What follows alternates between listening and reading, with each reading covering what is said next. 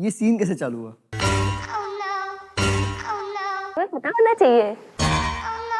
ये एडिट में काट देना। कुछ टाइम पहले आप पे और कुछ व्लॉगर्स पे एक पैरोडी वीडियो बना था, तो क्या वो क्रिएटर ने आपसे परमिशन ली थी? सच बताओ तो मुझे देख के गुस्सा आता है। मेरा तो मन करता है कि मैं भी लिख दूं। जैसा है जो आप बचपन का मिस करते हो। मैं लोगों को मिस करता हूँ, वो सौरभ जोशी। लोगों को एंटरटेन करना और साथ में अपनी फैमिली को सपोर्ट करना और फैमिली के लिए कुछ करना। तो हाँ, बस यही है सौरभ जोशी।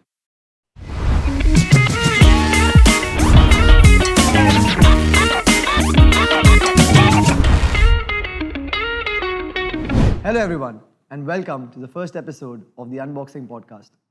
जो हमारे आज के गेस्ट हैं, उनके साथ मैंने बहुत सारे गाने किए हैं, बहुत मस्ती की है एंड इन जनरल इतना काम किया है कि वो मेरे चैनल के मोस्ट फीचर्ड आर्टिस्ट हैं।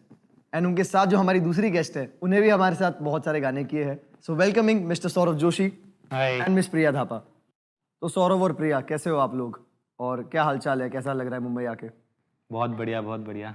हमेशा अच्छा लगता है। बहुत अच्छा लग रहा है। मेरा तो फर्स्ट टाइम है, तो काफी ज्यादा अच्छा लग रहा है। तो मेरा पहला सवाल, who is Saurabh Joshi and who is Priya Thapa? तो सौरभ, आप पहले स्टार्ट करो। Who is Saurabh Joshi? तो जैसे कि आप सबको पता ही होगा कि मैं बहुत सिंपल इंसान हूँ और मेरे को मेहनत करना बहुत पसंद है। डेली दिन रात मेहनत करना और डेली अपनी लाइफ को डेली वीडियोस में ब्लॉगिंग के थ्रू अपने चैनल पे दिखाना और लोगों के फेस पे थोड़ी सी स्माइल लाना और लोगों को एंटरटेन करना और साथ में अपनी फैमिली को सपोर्ट करना और फैमिली के लिए कुछ करना। तो हाँ, बस यही है सौरभ जोशी।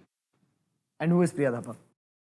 प्रिया थापा तो मैं कहूँगी बस ऐसी लड़की है जो बस हंसती रहती है और ज्यादा जैसे चीजों को सीरियसली नहीं लेती, हर चीज में खुशी देख लेती है और बाकी अपना ड्राइंग करती रहती है, लोगों के पोर्ट्रेट्स बनाती है और लोगों को खुश करती रहती है ऐसी।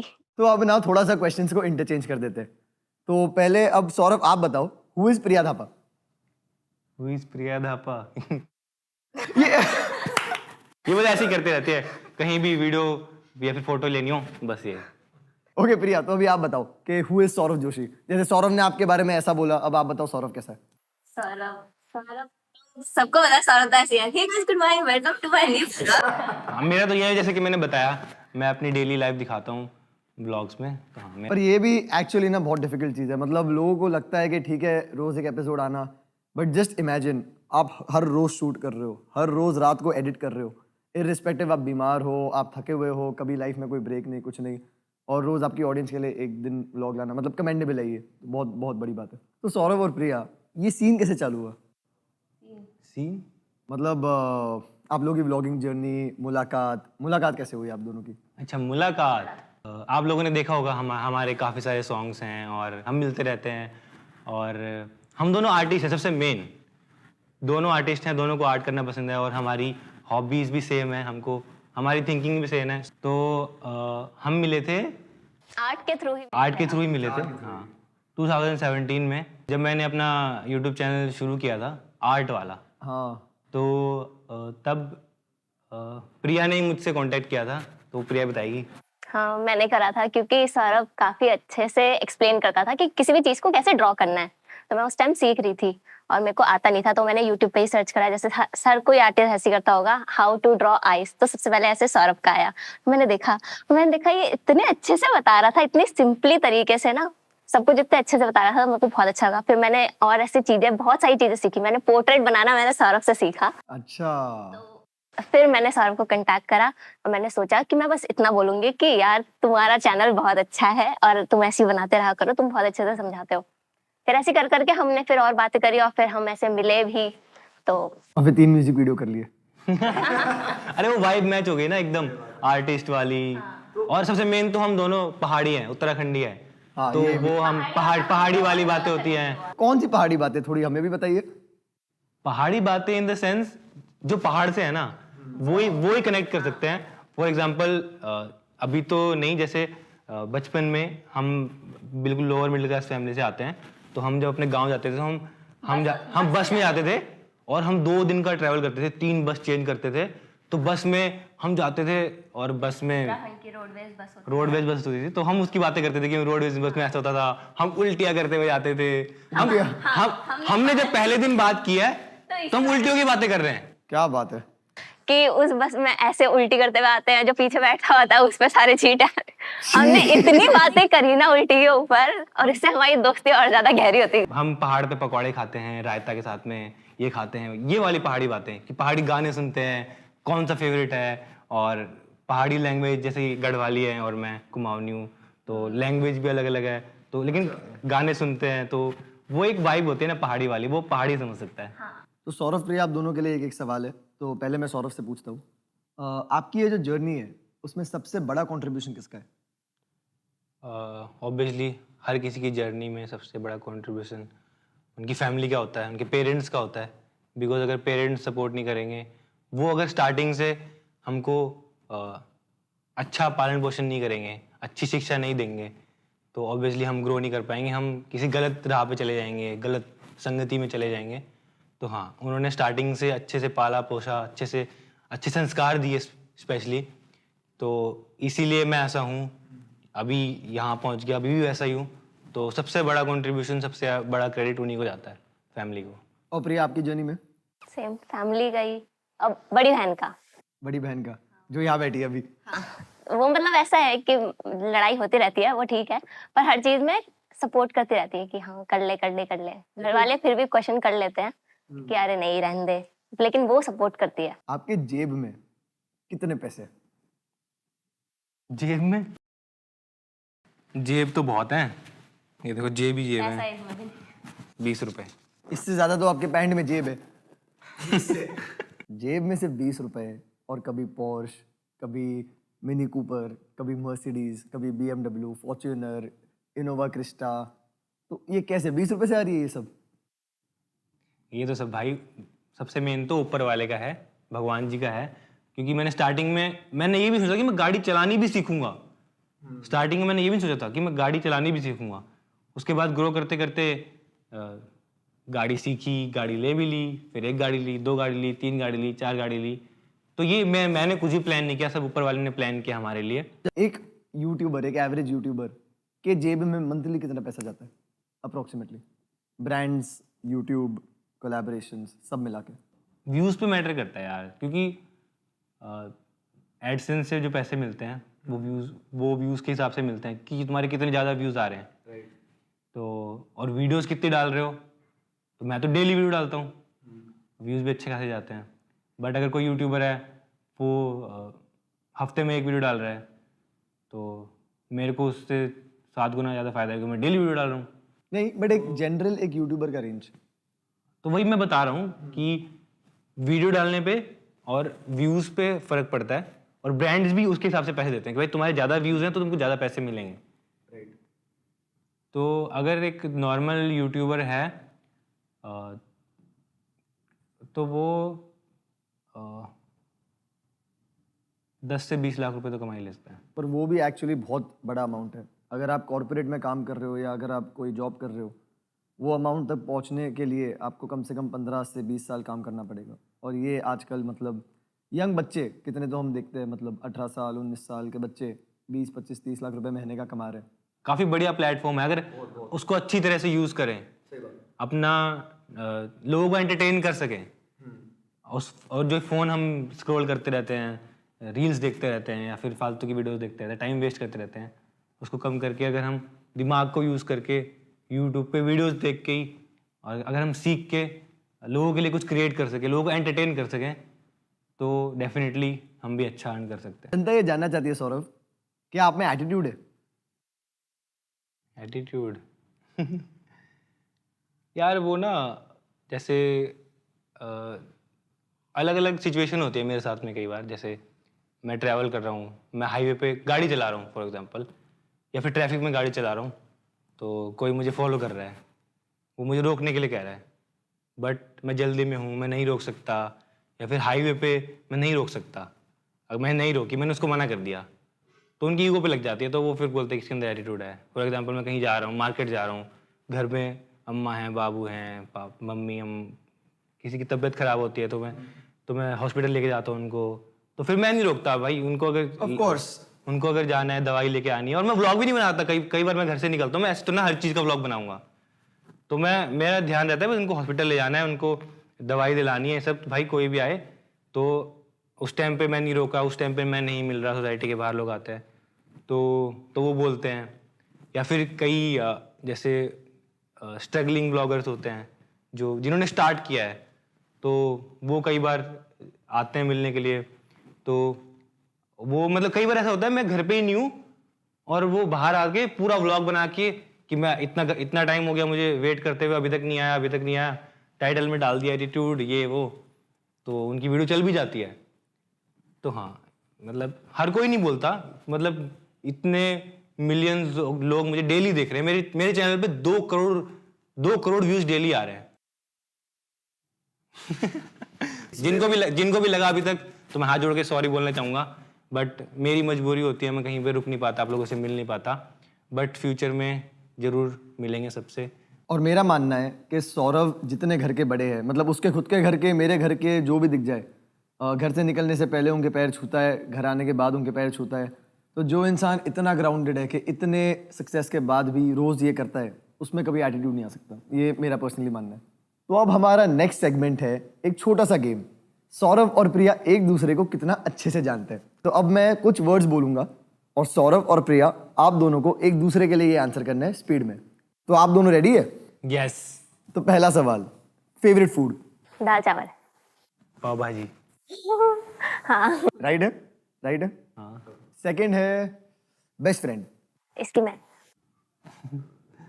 इनकी मैं। क्या बात है। तीसरा सवाल, फेवरेट सिंगर? अरिजीत सिंह है। बताओ ना। राइट है। प्रिया का के। हाँ। Favourite song? सौरभ का ऐसे कुछ पर्टिकुलर तो नहीं है। प्रिया का भी कोई पर्टिकुलर नहीं है। है एक। है एक। तुम्हें पता होना चाहिए। आपको कैसे पता? आपके सामने ही बोला था, मेरी याददाश्त अच्छी है। तुम्हें पता होना चाहिए। और सिंगर भी के है। और एक्टर की मैं बहुत बड़ी फैन हूँ। ओ आ गया, याद आ गया। अजब। हाँ। Favourite colour? तुम बताओ पहले। ब्लैक। सौरभ का भी ब्लैक ही है। और सबसे इंपॉर्टेंट क्वेश्चन, मतलब ये सबसे इंपॉर्टेंट क्वेश्चन है यूनिवर्स का, फेवरेट म्यूजिक चैनल? और जिसके पहले आप ये आंसर करो, मैं ये बता दूं कि अगर जो आंसर मुझे चाहिए वो नहीं आया तो ये क्वेश्चन एडिट में हट जाएगा। अब बताओ। वी से नाम चालू होता है और उस पे आप दोनों के गाने भी आए। बॉयला डीजे। क्या बात है। अब आप बताओ। मेरा है एक गाना था, झूठा लगता वो। क्या बात है, मौला डीजी अगेन। तो सौरभ और प्रिया, आपसे कुछ क्वेश्चंस पूछूंगा और आप लोगों को इमीडिएटली आंसर करना है विदाउट सोचे समझे। पहला क्वेश्चन, सबसे ज्यादा लड़ने वाला? सौरभ। ऐसे किसी नीचे देख के बोला, ठीक है। सबसे ज्यादा चिढ़ने वाला? चिढ़ता नहीं हम ऐसे कोई। सबसे ज्यादा खाने वाला? सबसे ज्यादा सोने वाला? ये तो मैं खुद ही बोल देती हूँ। जब दोनों का कभी झगड़ा होता है तो पहले वापस झगड़ा ठीक कौन करता है? झगड़ा होता ही नहीं है। सबसे ज्यादा आलसी? आप। सबसे ज्यादा आलसी आप ही हो। ये एडिट में काट देना। सबसे ज्यादा मेहनती? अच्छा, आलसी मैं, मेहनती एक दूसरे पे। तो ये तो हो गई थोड़ी फनी बातें, मस्ती मजाक वाली। अब थोड़ी सी सीरियस बातों पे आते हैं। तो सौरभ, अभी वाले सौरभ में और पहले वाले सौरभ में, बिफोर व्लॉगिंग वाले सौरभ में क्या डिफरेंस है? दिन रात का अंतर है, वो तो दिख ही रहा है आपको भी। जब स्टार्टिंग में आप मिले थे और अब मिले, तो बिहेवियर में कोई मतलब डिफरेंस नहीं है, बट मैंने लाइफ में काफ़ी कुछ सीखा है। बिकॉज स्टार्टिंग में जब मैंने स्टार्ट किया था तब मुझे कुछ भी नहीं पता था किसी भी चीज़ के बारे में, बिकॉज मैं एकदम लोअर मिडिल क्लास फैमिली से आता हूँ, जहाँ पे फैमिली को ना कुछ ज़्यादा पता, ज़्यादा फैमिली भी एजुकेटेड नहीं है।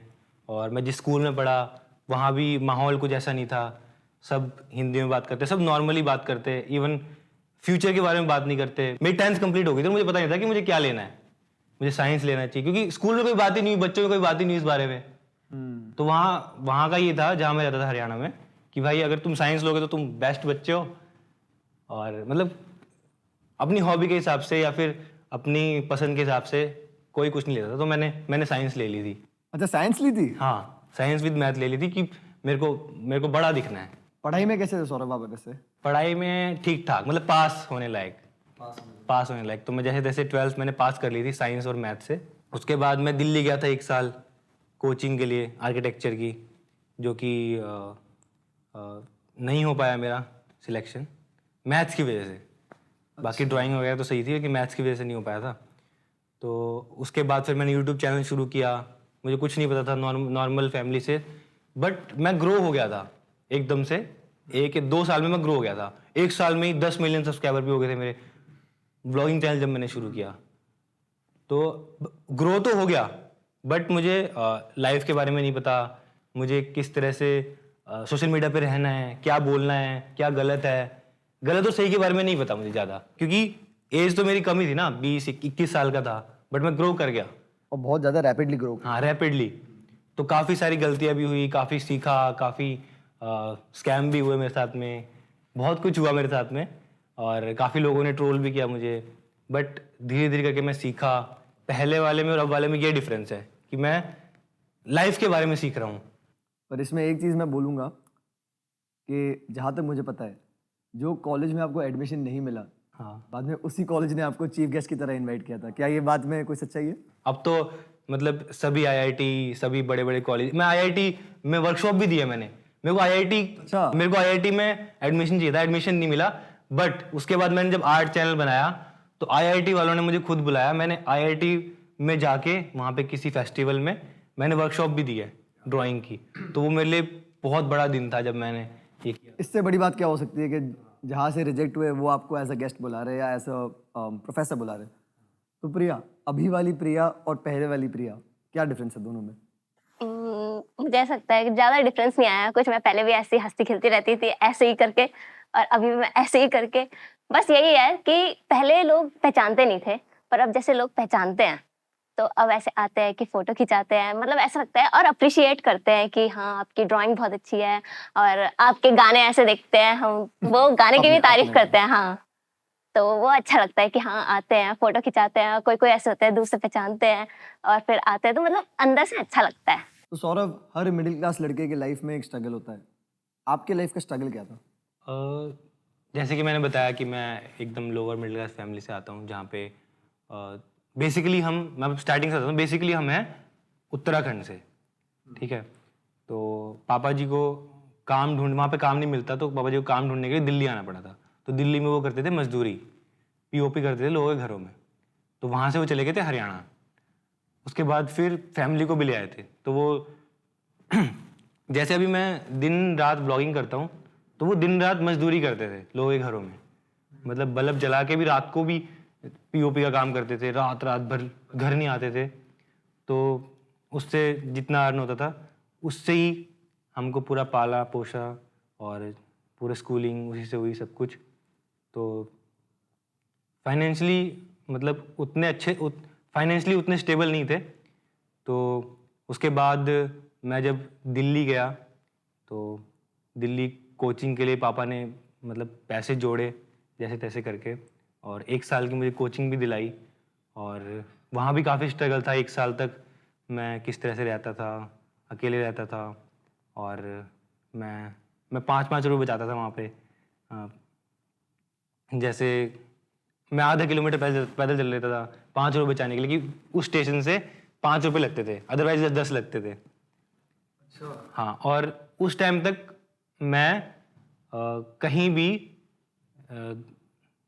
मतलब जैसे किसी रेस्टोरेंट में या फिर किसी भी जैसे क्या बोलते हैं, डोमिनोज हो गया, बर्गर किंग हो गया, या फिर कहीं भी मैं आज तक कभी गया नहीं था। ये 12th से बाद की बात है। मैं कहीं पे कुछ खाने के लिए नहीं जा पाता था। जो कोचिंग में मेरे फ्रेंड्स थे, तो वो मुझे बोलते थे कि चलते हैं खाने के लिए चलते हैं। वो जो रोज जाते थे खाने के लिए चलते हैं, तो मुझे लगता था वो कि भाई पैसे लगेंगे, मेरे पास तो है नहीं।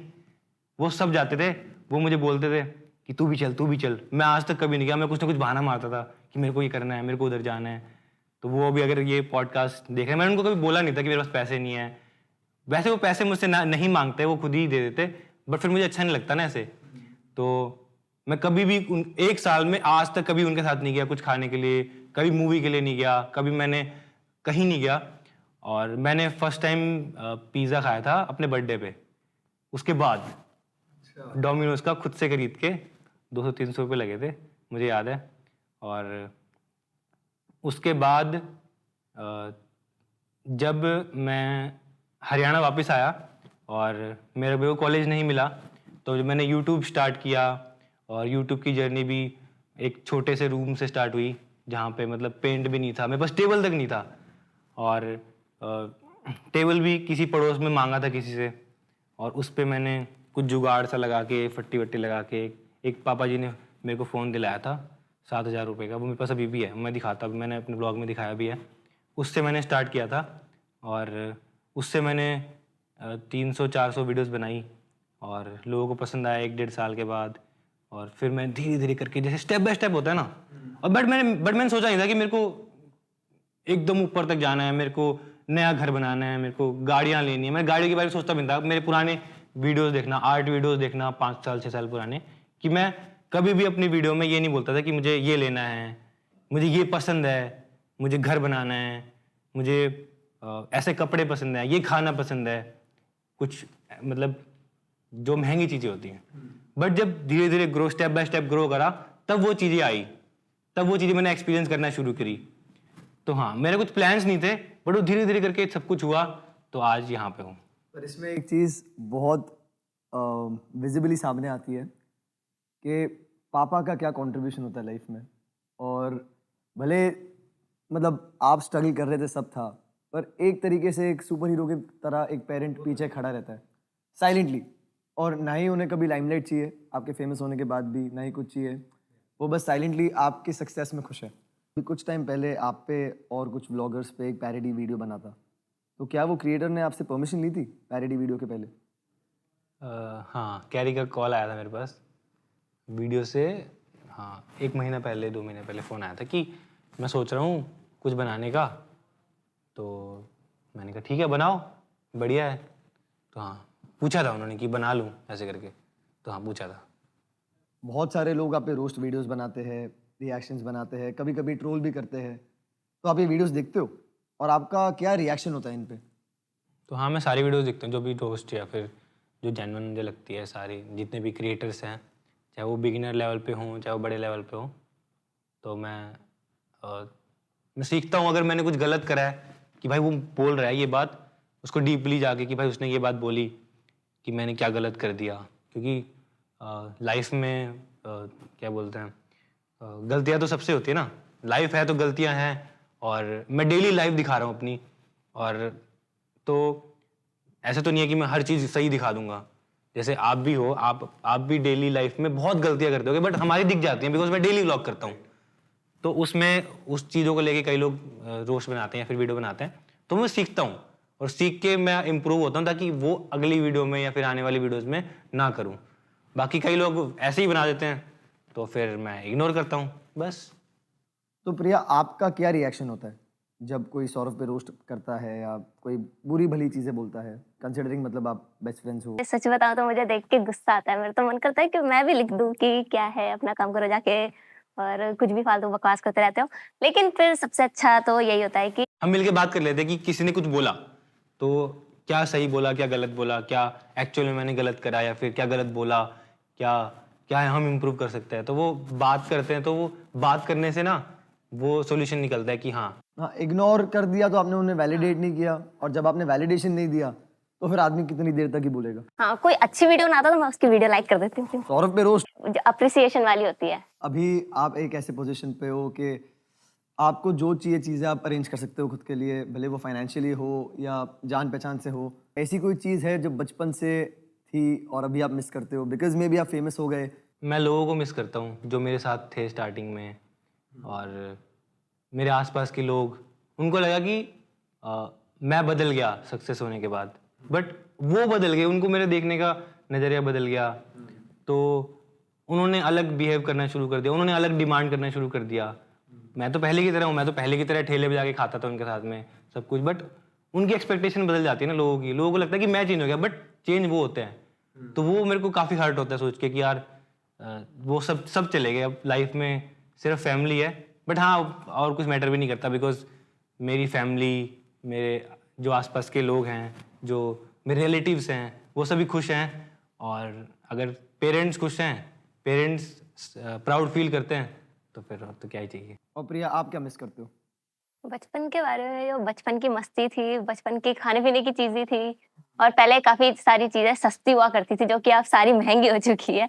जैसे कि गोलगप्पे पहले ₹10 के 5-6 मिल जाते थे, अब ₹10 के 2 मिलते हैं। मैं उन बाकी 4 को मिक्स करा गोलगप्पे नहीं होते, पानी पूरी होती है। ये पता नहीं है दिल्ली गोलगप्पे वालों होते हैं। गोलगप्पे। हो ही नहीं सकता। अरे पानी पूरी में वो फ़ील ही नहीं है। अभी इधर दिल्ली इज टू मुंबई 2:1 हो गया तो मैं क्या बोलूं, बट पानी पूरी होता है। नहीं, गोलगप्पे होते हैं। ऑडियंस कमेंट करके बता दो गोलगप्पे होते हैं कि पानी पूरी होती है। सौरभ, इतने फेमस होने के बाद भी आप इतने हम्बल कैसे हो? मुझे लगता है फेमस इसलिए हूँ बिकॉज हम्बल हूँ। ये बात सही है। और प्रिया, आपके सिंपलिसिटी और ह्यूमिलिटी का क्या राज है? वो नेचर है। बचपन से ही, स्टार्टिंग से? वो ऐसा कभी फ़ील ही नहीं हुआ कि भाई बहुत कुछ है, फ़ेमस है। नहीं नहीं, है तो बहुत है। तो सौरभ और प्रिया, आपके लाइफ का एंड गोल क्या है? एक मतलब अल्टीमेट मिशन जो होता है ना लाइफ का, वो क्या है? अभी तो जैसे मैंने बताया कि मैं डेली व्लॉग करता हूँ, डेली अपनी लाइफ दिखाता हूँ, पूरा दिन उसमें बिजी रहता हूँ, फिर एडिट करना और उसके बाद फैमिली का ध्यान रखना, फैमिली को खुश रखना और लोगों को एंटरटेन करना अपने ब्लॉग्स के थ्रू। अभी तो मैं यही कर रहा हूँ, बट साथ में मेरा प्लान है फ्यूचर में कि जब थोड़े एक और अच्छे लेवल पे आ जाऊँ तो मैं लोगों के लिए कुछ करूँ, सोसाइटी के लिए कुछ करूँ और उसके लिए हम और भी काफ़ी सारी चीज़ें कर रहे हैं जो कि मैं ज़्यादा बोलूँगा नहीं, बट हाँ यही गोल है और ज़्यादा बताऊँगा नहीं, बट उसके बारे में खुद से अपने मन की शांति के लिए वो सब चीज़ें करूँ मैं सोसाइटी के लिए या फिर एजुकेशन के लिए जो कि हम करते हैं। आपने मेरी वीडियोस में देखा होगा व्लॉग्स में, तो हाँ बस यही प्लान है। और प्रिया, आपका? मेरा तो यही है कि मैं जो भी काम करूँ, उसमें आगे खुश रहूँ। मतलब एंड तो यही है कि हम सुकून से जिए, खुश-खुश जिए, क्योंकि आजकल वही बहुत कम हो पाता है। क्योंकि प्रोफेशनली आप इतने बिजी हो, इतने ज़्यादा ऑक्यूपाइड रहते हो, इतनी चीज़ें हैं, क्या कभी पर्सनल लाइफ अफेक्ट होती है? और अफेक्ट होती है तो क्या आप उसे मिस करते हो? नहीं, मुझे मज़ा आता है इसमें।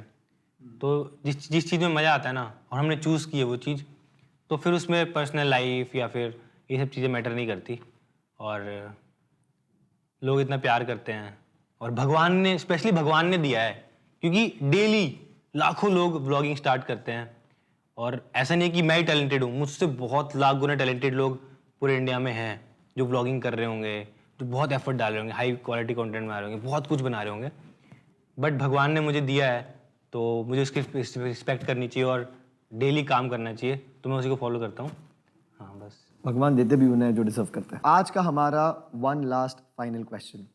तो आप लोगों की इतनी स्ट्रॉन्ग फैन फॉलोइंग है, इतने बच्चे आपको रोज देखते हैं, इन्फ्लुएंस होते हैं, तो इन यंगस्टर्स को आपकी क्या एडवाइस है? मतलब लाइफ को लेके, अपने करियर को लेके, हर चीज़ में आपकी एक वन वर्ड एडवाइस या one sentence advice in youngsters को क्या है? एडवाइस मैं तो ये बोलूँगा भाई, किसी के कहने पे कुछ मत करो। जैसे मैं एडवाइस दूँ कि तुम ये करो, तुम वो करो, बट तुम्हारे मन में कुछ और चल रहा हो, है ना? तो मतलब ऐसे नहीं बोलूँगा, मैं ये बोलूँगा कि बस आपके मन में जो हो ना, आपका जो दिल कहता है वो करो। किसी को देख के, किसी के कहने पे, किसी ने मोटिवेट कर दिया आपको ये करने के लिए, बट जो मोटिवेशन है या फिर किसी का कहना है वो कुछ कुछ टाइम तक ही रहता है, बट जब हम करते हैं तो हमको रियलिटी चलती है पता। तो बैठो, टाइम लो और अपने दिल की सुनो और अपने पेरेंट्स के साथ में मिलके डिसीजन लो, क्योंकि पेरेंट्स ही हैं जो हर डिसीजन में आपको सपोर्ट करेंगे। मैं अपनी लाइफ के एक्सपीरियंस के हिसाब से बता रहा हूँ। लाइफ में बहुत लोग आएंगे, बहुत लोग जाएंगे, बहुत आपको मोटिवेट करेंगे, बहुत कुछ करेंगे, बट पेरेंट्स आपके साथ में मतलब हर लेवल पर खड़े होंगे। चाहे आप कुछ गलत भी करोगे ना, वो फिर भी आपके साथ में खड़े रहेंगे। दूसरे लोग भाग जाएंगे, बट पेरेंट्स कभी भी नहीं भागेंगे, वो आपको आपको हमेशा सपोर्ट करेंगे। तो बस यही बोलूँगा कि अपने दिल की सुनो और खुश रहो और बस काम करते रहो। और प्रिया, आप? मैं भी यही एडवाइस देना चाहूँगी कि जो भी करो, खुश रहो और चाहे कितनी भी नेगेटिव थिंग्स हो और कितना भी बुरा-बुरा हुआ हो, लेकिन कहीं न कहीं से खुशी ढूँढो और उस खुशी में खुश रहो। क्या बात है। और एक एडवाइस मैं और देना चाहूँगी कि जो बच्चे अभी इतना ज़्यादा ऐसे फ़ोन पे लगे रहते हैं, सभी लगे रहते हैं मोस्टली, तो वो फ़ोन पे ना लग के जितना टाइम वो फ़ोन पे लगाते हैं, उससे अच्छा वो अपने पेरेंट्स के साथ बिताएँ, तो वो ज़्यादा अच्छा रहेगा। अपने पेरेंट्स को टाइम दें, क्योंकि जब टाइम चले जाता है ना, फिर वो टाइम वापस नहीं आता और इसलिए ज़्यादा से ज़्यादा अपने पेरेंट्स के साथ टाइम बिताओ। फ़ोन तो हमारे पास हमेशा ही रहेगा, तो जितना ज़्यादा हो सके पेरेंट्स के साथ टाइम बिताओ। सही बात है। तो ये क्वेश्चन के साथ हमारा पॉडकास्ट यही एंड होता है, first episode. Thank you so much Saurabh, thank you so much Priya for coming here. अगर आप लोगों को ये पॉडकास्ट पसंद आया, प्लीज़ इस पॉडकास्ट को लाइक करो, शेयर करो और इस चैनल को सब्सक्राइब करो for more such podcast. And signing off, thank you so much and bye bye. हंसते रहो, हंसाते रहो एंड लाइफ में बस खुश रहो। Thank you so much, bye.